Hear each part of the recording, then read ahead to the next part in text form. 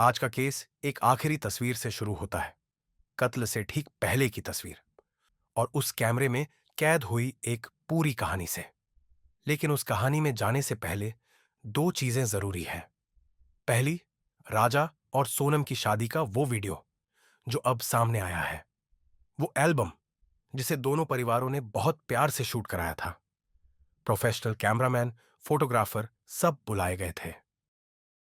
इस वीडियो में पहली नजर में कुछ भी असामान्य नहीं लगेगा, सिवाय इसके कि यह 11 मई का है।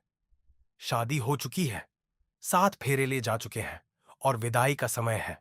उससे पहले की सभी रस्में एक एक कर कैमरे में रिकॉर्ड की गई है।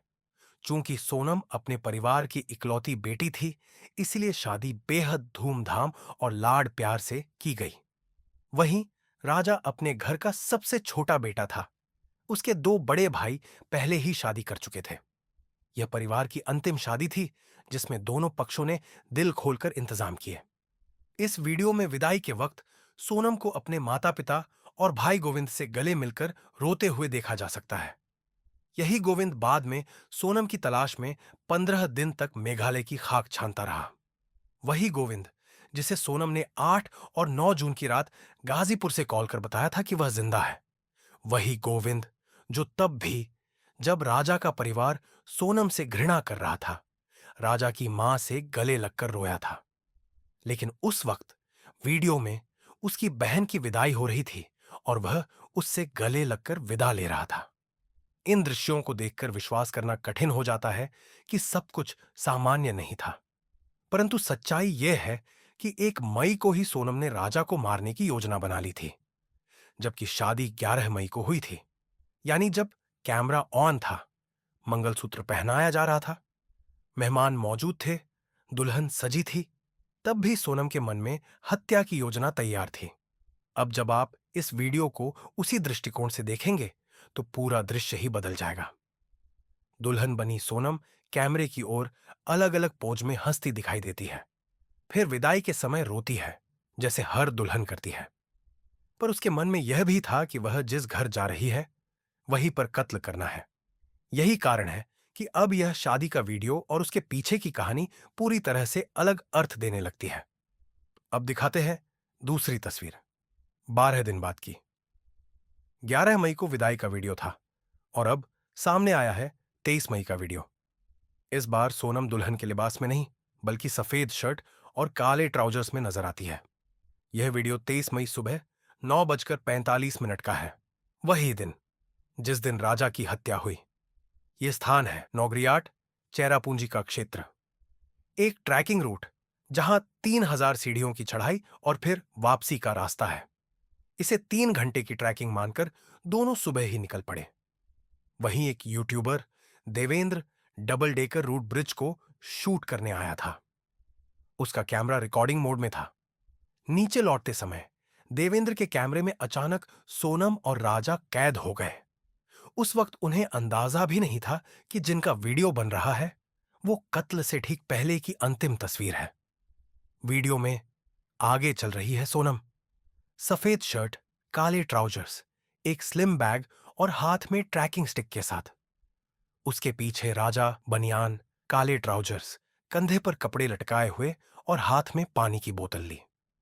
दोनों का यह दृश्य देवेंद्र के कैमरे में आकस्मिक रूप से रिकॉर्ड हो गया। और इसी चढ़ाई से कुछ ही दूरी पर दोपहर 2 बजे राजा की हत्या कर दी गई। वही जगह जो सेल्फी पॉइंट के नाम से जानी जाती है, जहां ऊंची रेलिंग थी। राजा वॉशरूम के लिए रुका और सोनम पहले से ही अपने 3 साथियों को लोकेशन और समय बता चुकी थी। राजा को किसी भी प्रकार की आशंका नहीं थी। वह पैदल खुद अपनी मौत की ओर जा रहा था। आगे चल रही थी उसकी मौत, यानी सोनम, और पीछे राजा। 23 मई को जो हुआ वह केवल एक इत्तेफाक नहीं था। उसी दिन राजा के भाई सचिन रघुवंशी ने गंभीर आरोप लगाए।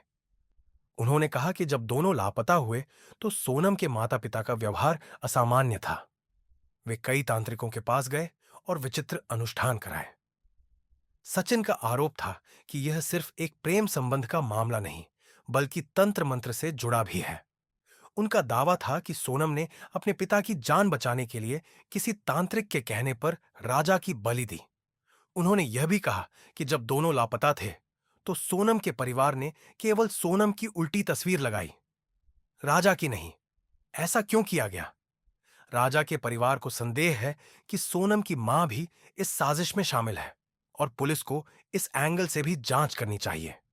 मेघालय पुलिस का कहना है कि सोनम को किसने शरण दी, किसने आर्थिक मदद की, इन सभी पहलुओं की जांच जारी है। यदि परिवार का कोई सदस्य शामिल पाया गया तो उसे हिरासत में लिया जाएगा। अब आते हैं उन 6 बार की असफल कोशिशों पर जब राजा को मारने की योजना बनाई गई। पहली 2 बार में राजा निशाना नहीं था। पहली बार योजना थी कि सोनम खुद को मृत दिखाकर फरार हो जाए, नदी में डूबने का नाटक किया जाए। दूसरी बार सोनम जैसी किसी और लड़की को जलाकर मार दिया जाए, उसके कपड़े पहनाकर शिनाख्त से बचा जाए। लेकिन दोनों बार योजना विफल रही। तीसरी बार 20 मई को गुवाहाटी में राजा की हत्या की योजना थी। हत्यारे 19 मई को ही पहुंच चुके थे, लेकिन भीड़ भाड़ के कारण मौका नहीं मिला।